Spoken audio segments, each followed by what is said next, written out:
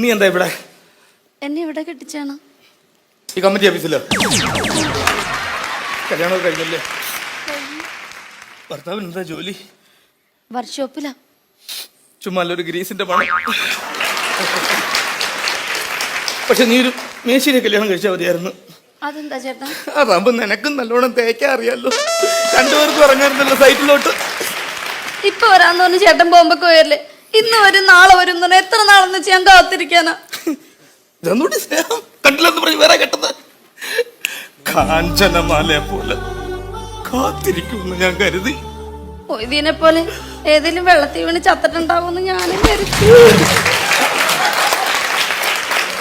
എനിക്കൊരു കുഞ്ഞുണ്ടായ ആൺകുഞ്ഞാണെങ്കിൽ അവന് ചേട്ടന്റെ പേരിടണോന്നാ ഞാൻ വിചാരിച്ചിരുന്ന. അറിയോ എന്തിനടി വല്ലവനും കലോത്സവത്തിന് കിട്ടിയ ട്രോഫിയിൽ എന്റെ പേര് കുത്തി വെക്കുന്നത്? പറയല്ലേ ചേട്ടാ.